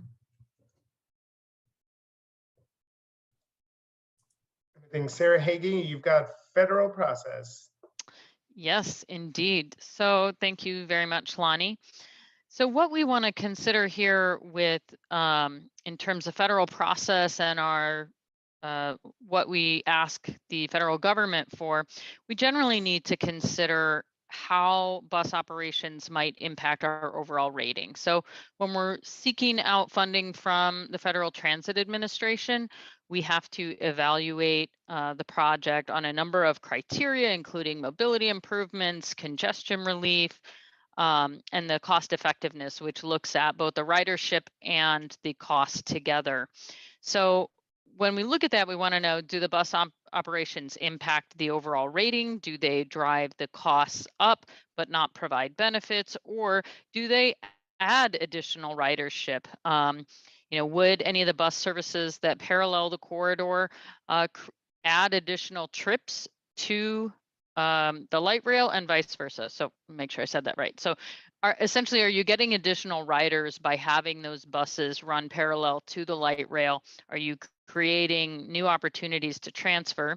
And then we also want to consider whether or not the number of trips from the buses would affect the light rail operations. And if that were the case, it could affect our congestion relief category. So we're slowing down the travel of the light rail. We're slowing down the travel of the buses. We're looking at those types of impacts. We can't necessarily answer those questions until we know fully what the service plan is, what we're modeling for the ridership, and what the capital and operations and maintenance costs are. And we're evaluating those at this time, and that will be part of our environmental impact statement results.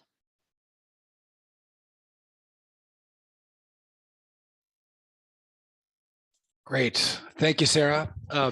Appreciate the federal process 101. It's a bit of a web, but it's really an important part of the process. We are setting ourselves up, but just to summarize, I think ourselves up so that this option is being evaluated and analyzed through the the bus option, and really both options are being evaluated through the draft environmental impact statement, so that, again, we're in a position as a community to make a choice between these two options. And so that's in process. And when we come back this summer with the draft environmental impact statement, we'll have some of the results of that analysis with that. Okay, talking about costs, one thing that I think we all are aware of, and certainly this transit program is not an exception or in any way immune to it, is that costs are rising. We've seen really an explosive rise in cost on a number of different fronts that are going to impact the cost of this program, just generally speaking, overall, right? Certainly the real estate costs are increasing from certainly just on a per unit basis, but also just more than what we expected.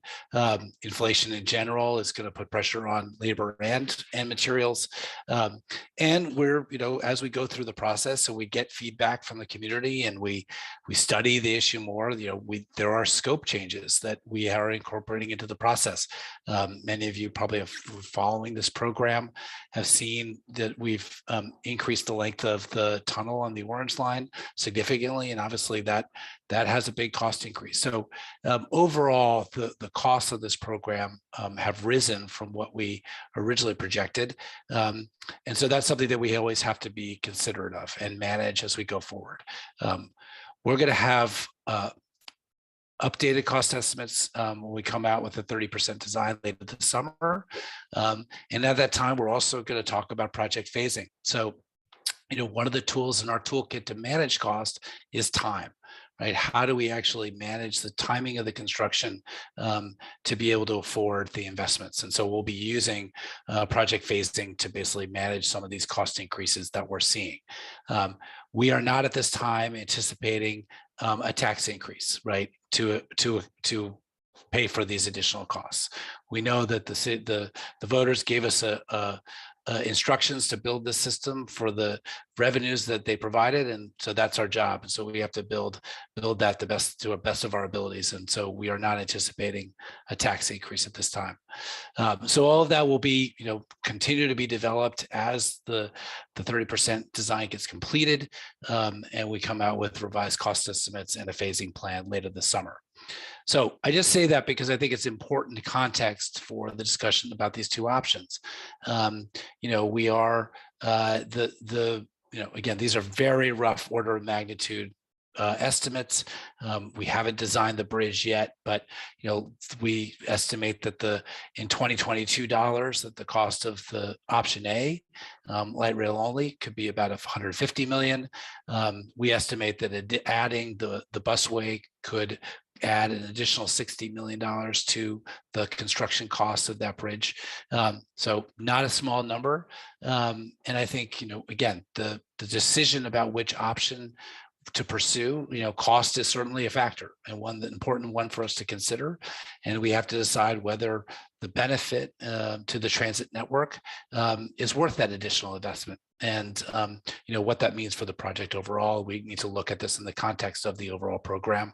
And I think we'll be coming back with more thoughts about that when we come back with the full cost estimates this summer. Let's go to the next. Okay, next steps, go to the next. So want to just lay out the process going forward from here. And first of all, the feedback today has been amazing. Cannot thank you enough, but it doesn't end tonight. And so one thing that I want to make sure everybody knows, feedback@capmetro.org is an email that you can send your feedback going forward. And we really want to hear it. We know that we've dumped a lot of information on you tonight, something that you probably want to digest. All this information will be posted on the projectconnect.com website. And so, we want to get your feedback. So please keep it coming, right? Keep sending it in to that email, because we want to hear it, especially after you have had a chance to digest this information. All that feedback, the timeliness is important, because in June, we as staff have to put a recommendation into with our consultants to which option is preferred in the draft environmental impact statement that goes to the FTA. So that will happen in June. Now, that being said, that is not the end of the process, right? That's just part of the process, one step forward. In August, the draft environmental impact statement will be released to the public. There's an official 45-day comment period. There's more opportunity to provide comment and feedback at that point. And then, we were working through that feedback through the fall, so that by the end of the year, we can reach consensus about what direction we want to go in. And then that goes into the FTA record of decision in March of next year. So, now is the time for us to figure this out, make these tough decisions, but it's not tomorrow. We got a little bit of time, but your feedback right now is going to be really helpful to us in making a recommendation. Let's go to the next. Thanks, Peter. Well, so we wanted to leave this time for some more questions, and I think we should probably start with the bus service. So I suppose Dottie and Roberto, maybe Anna or Caitlin, if you're here. We've been getting lots of different questions about bus service. And the main question that keeps coming up is like, what buses, what service is needed in this area? And I think people are really thinking about current bus service versus the future. And it'd be helpful if you could kind of walk us through the vision for how bus service would be impacted by having this infrastructure. Sure, I can give that one a shot. So when we look at bus services, we're really looking at the traveling along corridors, because we fully expect our system to evolve a number of times between now and the opening of the blue and orange lines. So what we're looking at, though, is that we know that there will be buses that need to come from the east side of Austin. We know that there are people who may live along Riverside Drive, but not close enough to a light rail station to be able to get to it reliably. We know that there are, folks with mobility impairments that will rely on our fixed route bus system to give them a stop that's closer to their home. Some of those folks will transfer to the light rail and some won't, depending on where their final destination is.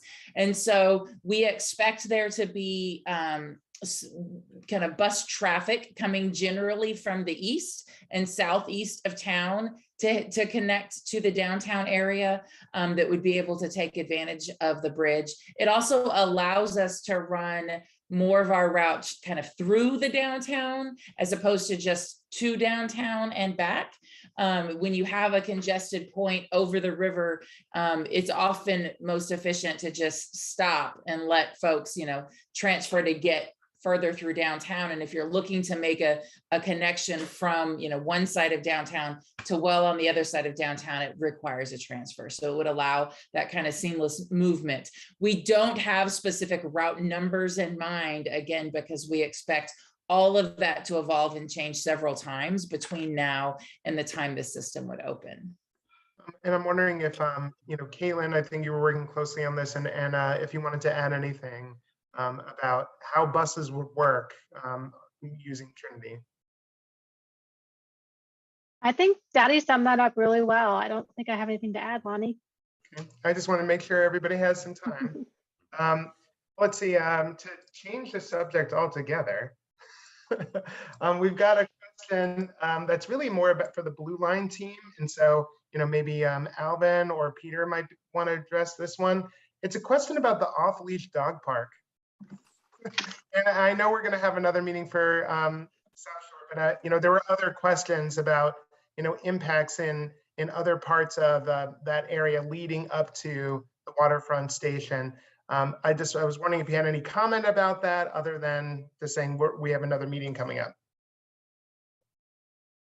Yeah, we do have we do have all the meetings coming up. Do understand there are some impacts to the park, not just from Blue Line, but also from the TxDOT Mobility 35 project that's happening there. We've been coordinating with PART. I see Scott came on.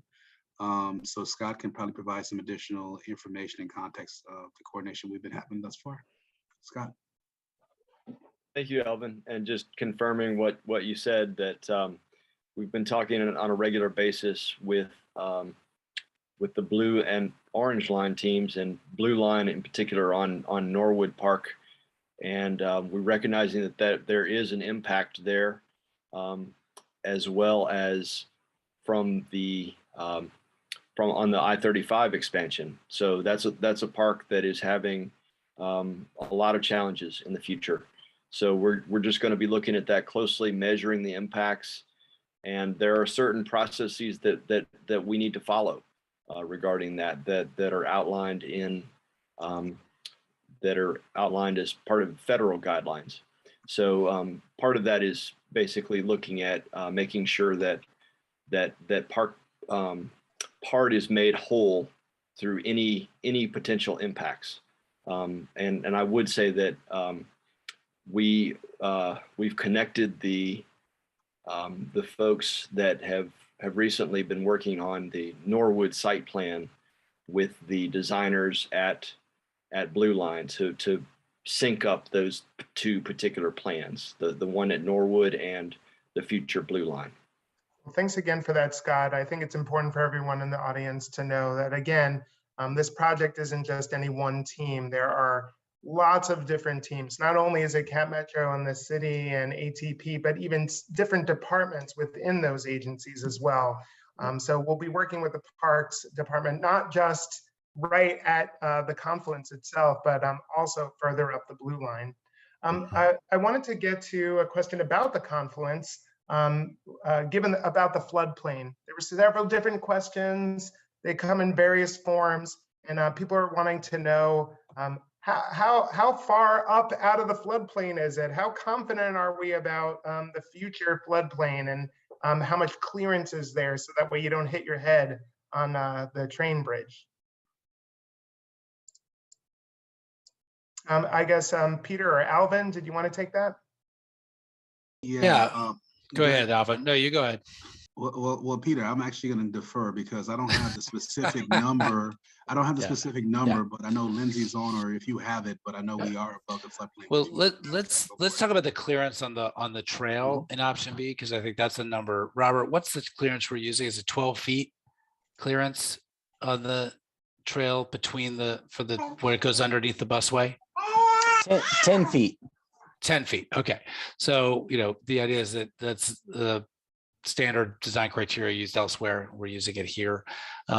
Certainly, we're designing the light rail alignment very specifically to be out of the floodplain and also with a safety factor on top of that. So I think we have like a 9 feet safety factor above the 100-year floodplain, plus the 7.5 feet that we're estimating for the height of the structure on the light rail. So obviously, that's paramount.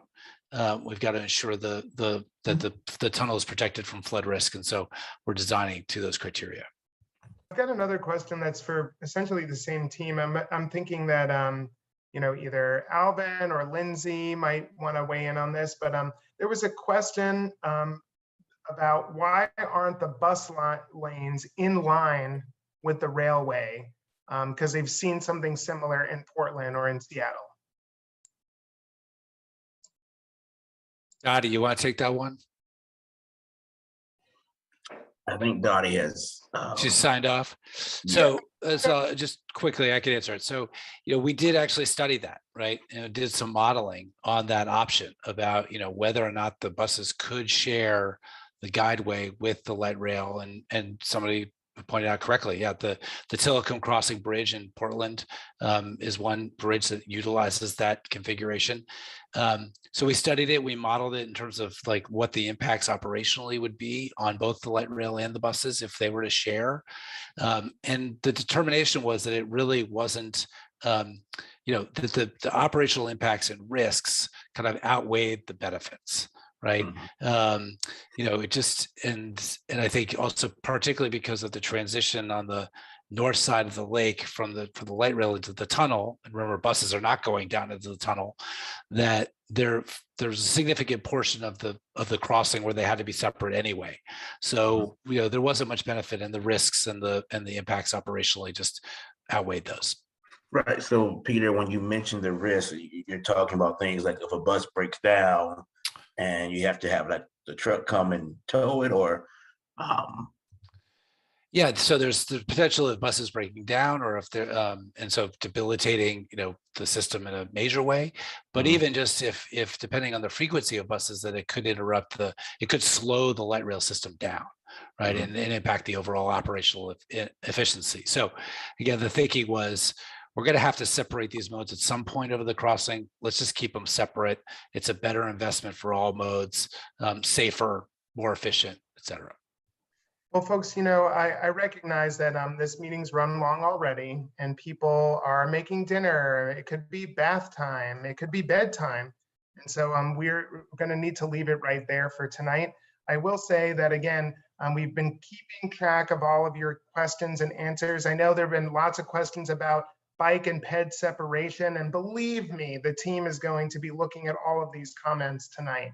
But I would encourage you to stay involved. So if we didn't get to your question and you want to make sure you get a response, you could email us at feedback@capmetro.org and we will get you an email response. I would also encourage you to stay engaged by visiting the Project Connect website. You can click on the button to get involved. You can also click on the button for the public engagement library and see all of the presentations and all of the videos for all the meetings in the past, as well as those that are yet to come, like the ones in front of you today. On May 2nd, we'll be talking about the North Lamar Transit Center and North Line. Tuesday, the 10th of May is the Combined Maintenance Facility update. We'll be having that discussion with the Parks and Rec Department about the boathouse. That's on Monday, the 16th at noon, as well as additional conversations about Pleasant Valley and East Riverside, the drag, South Shore, so many more that yet to come before we get in front of the feds this summer. So again, we hope you go to projectconnect.com and stay engaged. And thanks again for being with us tonight and giving us your feedback. We really appreciate it, and we'll see you out there.